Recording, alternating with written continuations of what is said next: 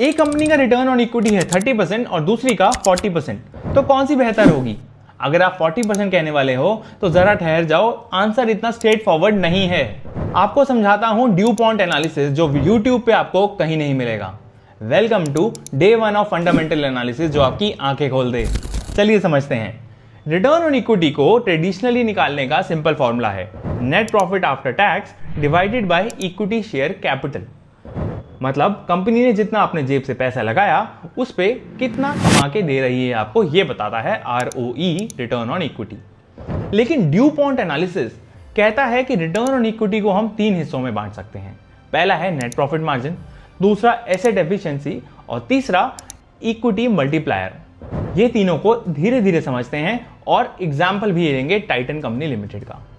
Net profit margin मतलब net profit after tax divided by sales, कि company ने 100 रुपए की सेल करी तो एंड में कितना पैसा जेब में बचाया।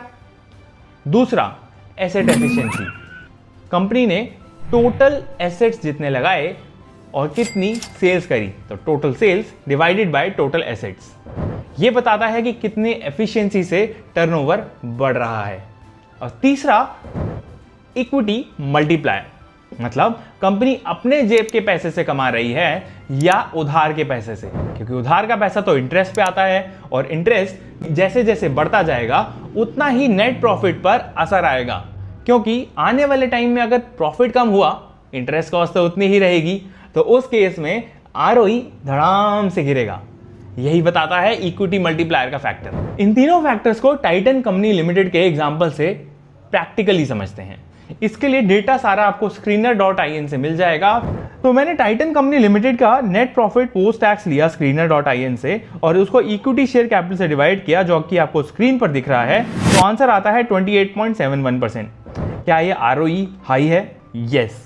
लेकिन इसका रीजन क्या है? क्या आप बता सकते हैं कि प्रॉफिट ज्यादा था, एसेट एफिशिएंट थे, या कि इक्विटी कम और डेट ज्यादा लेवरेज कर रहे हैं?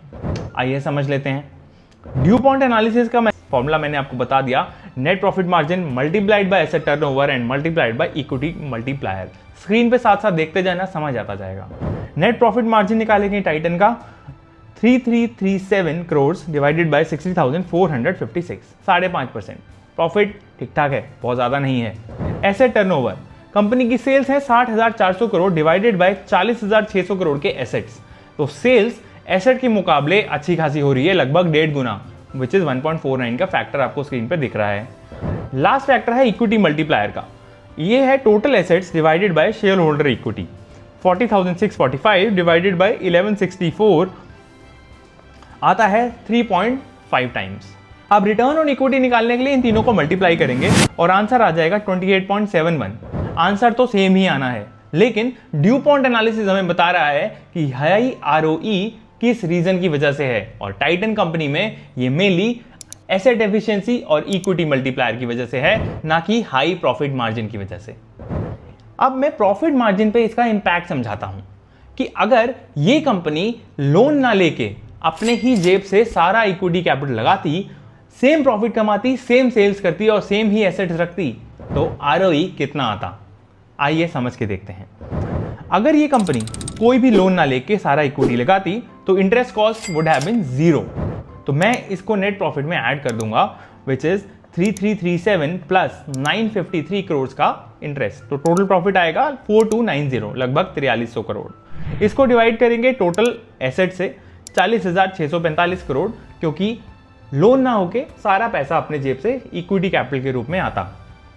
अब इनको डिवाइड करूंगा तो आता है 10.55%, तो सेम कंपनी का ROE 28.71% की बजाय 10.55 होता अगर ये कंपनी अपने जेब से सेम प्रॉफिट कर रही होती तो। दैट मीन्स ये इक्विटी लेवरेज की वजह से ROE आपको ज्यादा दिख रहा है, ये ROE एक्चुअल में इतना ज्यादा है नहीं। कल को अगर इंटरेस्ट कॉस्ट सेम रही या बढ़ी और साथ साथ प्रॉफिट थोड़ा भी रैशनलाइज हो गया तो ROE धड़ाम से गिर जाएगा और आपका अच्छा शेयर बुरा लगने लगेगा। अब ये एनालिसिस आपके काम आ सकता है अपने ही पोर्टफोलियो का एनालिसिस करने के लिए। इसके लिए आपको कोई कंसल्टेंट, कोई CA, कोई लॉयर, कोई फाइनेंस एनालिस्ट नहीं चाहिए।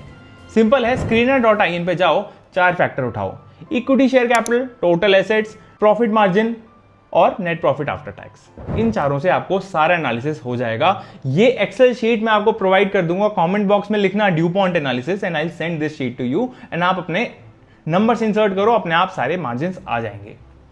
अब कंक्लूड करते हैं। हमने इस वीडियो में सीखा कि रिटर्न ऑन इक्विटी सिंपली देखने से यह नहीं पता चलता कि कंपनी अच्छा कर रही है।